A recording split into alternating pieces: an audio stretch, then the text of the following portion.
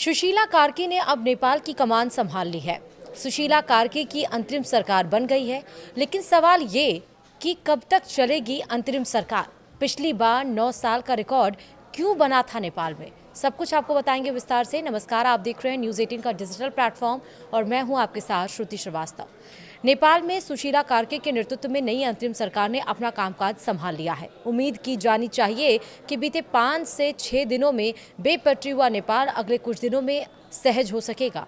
अराजक तत्वों ने जितना नुकसान किया है उसकी भरपाई में महीनों लग सकते हैं, क्योंकि देश की अनेक महत्वपूर्ण इमारतें जला दी गईं। अंतिम सरकार की जिम्मेदारी है कि वह अगले कुछ दिनों में, कुछ महीनों में देश को सामान्य करे और चुनाव कराए। किसी भी अंतरिम सरकार की यह मूल जिम्मेदारी होती है। नेपाल के बहाने आइए आपको बताते हैं कि अंतरिम सरकार कितने समय तक चलाई जा सकती है, दुनिया के किन किन प्रमुख देशों में ऐसे हालात बने हैं, कहाँ अंतरिम सरकार सबसे ज़्यादा दिनों तक चली है और आखिरकार अंतिम सरकार बनती क्यों है। दरअसल अंतिम सरकार यानी कि इंटरिम गवर्नमेंट किसी भी देश में राजनीतिक अस्थिरता, शासन परिवर्तन या नए संविधान निर्माण जैसी परिस्थितियों में गठित होती है। इसका मुख्य उद्देश्य लोकतांत्रिक संक्रमण को सहज बनाना, स्थायी सरकार बनने तक प्रशासन चलाना और आवश्यक राजनीतिक सहमति तैयार करना होता है। परंतु यह प्रश्न महत्वपूर्ण है कि ऐसी अंतिम सरकार कितने समय तक चल सकती है। इसके उत्तर का संबंध न केवल संवैधानिक प्रावधानों से है, बल्कि देश की राजनीतिक परिस्थितियों से भी है। और अब सवाल यह है कि कितने लंबे समय तक रहती है यह अंतिम सरकार। तो दरअसल किसी भी लोकतंत्र में आदर्श रूप से अंतिम सरकार की अवधि संक्षिप्त और सुव्यवस्थित होती है। इसका अलग अलग देशों का अलग अलग प्रावधान हो सकता है, लेकिन सामान्यतः यह अवधि कुछ महीनों से लेकर 1 वर्ष तक मानी जाती है। कई देशों के संविधान और प्रथाएं ये मानती हैं कि अंतिम सरकार केवल अगला चुनाव कराने और नई स्थायी सत्ता हस्तांतरण तक ही सीमित रहना चाहिए। परंतु वास्तविकता ये है कि राजनीतिक असहमति, गृह युद्ध, संविधान निर्माण में देरी और सत्ता संघर्ष के कारण कहीं कहीं यह अवधि कई वर्षों तक खिंचते हुए देखी गई है।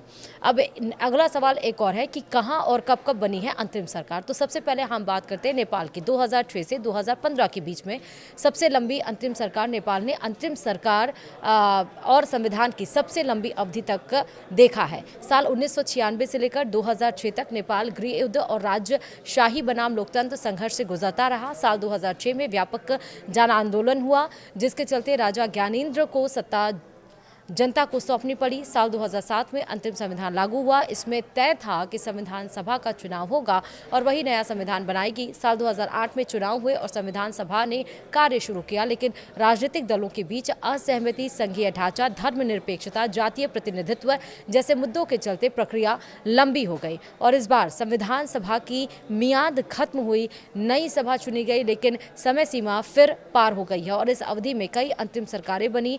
माओवादी नेता प्रचंड, फिर माधव कुमार नेपाल, फिर झलनाथ खनाल और बाबूराम भट्टाराई आदि ने देश का नेतृत्व किया। वहीं साल 2015 में विनाशकारी भूकंप के दौरान राजनीतिक दलों ने अंततः सहमति बनाई और 20 सितंबर 2015 को नया संविधान लागू हुआ और इस प्रकार नेपाल में लगभग 9 वर्षों तक अंतिम सरकार और संविधान व्यवस्था चली, जो विश्व में असामान्य रूप से सबसे लंबी अवधि तक रही है। वर्तमान में नेपाल में सुशीला कार्की के नेतृत्व में अंतिम सरकार ने अपना कामकाज संभाल लिया है। हालांकि खबर यह भी है कि 6 महीने तक सुशीला कार्की की जो इन्होंने अंतरिम सरकार बनाई है, कमान संभाला है, कामकाज संभाला है 6 महीनों तक के लिए। 6 महीनों के बाद चुनाव होगा, लेकिन क्या इस बार भी नेपाल की अंतिम सरकार का जो समय सीमा है वो आगे बढ़ेगी या नहीं, फिर भी एक सवाल है। अब दूसरा हम बात करते हैं कंबोडिया की, जहां 2 साल अंतिम सरकार और फिर चुनाव हुआ, यानी कि पेरिस शांति समझौता 1991 के बाद युद्धग्रस्त कंबोडिया में संयुक्त राष्ट्र के संरक्षण में अंतिम सरकार बनी। लगभग 2 साल तक अंतरिम व्यवस्था चली और साल 1993 में चुनाव कराए गए।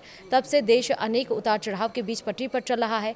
तीसरा देश है दक्षिण अफ्रीका, यानी कि नेल्सन मंडेला की सरकार इस समय थी। रंगभेद की समाप्ति के बाद नेल्सन मंडेला के नेतृत्व में अंतरिम संविधान और सरकार बनी। 2 साल की अवधि में नया संविधान तैयार हुआ और 1996 में स्थायी लोकतांत्रिक सरकार ने अधिकार ग्रहण किया। तब भी सरकार का नेतृत्व नेल्सन मंडेला ने ही किया।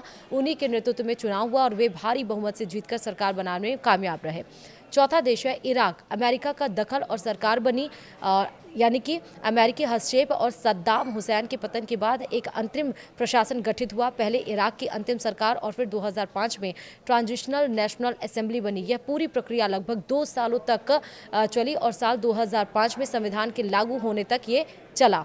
पांचवा है बांग्लादेश। जी हाँ, यानी कि यूनिस की अंतरिम सरकार यहाँ पर है। 1990 में सैन्य शासक एरशाद के पतन के बाद न्यायिक प्रमुख न्यायमूर्ति शहाबुद्दीन अहमद की अध्यक्षता में अंतिम सरकार बनी और जिसने चुनाव कराए। 2006 में राजनीतिक संकट बढ़ने पर फिर एक गैर पक्षपाती अंतरिम सरकार बनी जो 2 साल तक चली और 2008 में चुनाव कराए गए। पिछले साल युवाओं के आंदोलन के बाद शेख हसीना की सरकार समाप्त हो गई और उन्होंने भारत में आकर शरण ली। तब से अब तक बांग्लादेश की सरकार मोहम्मद यूनुस के नेतृत्व में अंतरिम सरकार चल रही है। राजनीतिक दल लगातार चुनाव की मांग कर रहे हैं, लेकिन यूनुस ने अभी तक स्थिति स्पष्ट नहीं की है। ये हो गए वो देश जहां पर अब अंतरिम सरकार बनी है। अब हम आपको बताते हैं कि क्या है अंतिम सरकार की सीमाएं। दरअसल स्थायित्व का अभाव अंतरिम सरकार टिकाऊ नहीं होती है, इसलिए नीतिगत निर्णयों से बचती है। राजनीतिक अस्थिरता भी होती है, यानी यदि समय बढ़ जाए तो जन विश्वास घटता है, जैसे नेपाल में बार बार सरकार बदलने से हो रही है। विकास कार्य बाधित होता है ऐसे, यानी कि नीति और निवेश ठहर जाते हैं, ऐसे में विकास भी बाधित होता है। विदेशी निवेश ना के बराबर होते हैं। चौथा है संवैधानिक अनिश्चितता, यानी कि जनता के अधिकार पूरी तरह सुरक्षित नहीं रहते। अंतिम सरकार का उद्देश्य परिवर्तन, लोकतांत्रिक संक्रमण और स्थायित्व को लाना है। आदर्श रूप में यह आपातकालीन रूप से कुछ माह से 1 वर्ष तक ही रहनी चाहिए, किंतु नेपाल का दृष्टांत बताता है कि राजनीतिक हितों, असहमति और संवैधानिक जटिलताओं के कारण यह अवधि लंबे समय तक खिंच सकती है।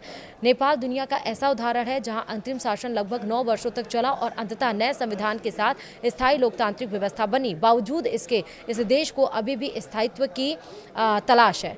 वहीं सबक ये है कि अंतरिम सरकार की सफलता उसकी अवधि की संक्षिप्तता, पारदर्शिता और राजनीतिक सहमति पर निर्भर करती है। लंबी अंतरिम अवधि संक्रमण को स्थिर करने के बजाय तनाव और असुरक्षा को बढ़ाती है। नेपाल के बाद बांग्लादेश इस मामले में सटीक उदाहरण है, जहां यूनुस सरकार अब सवालों के घेरे में है।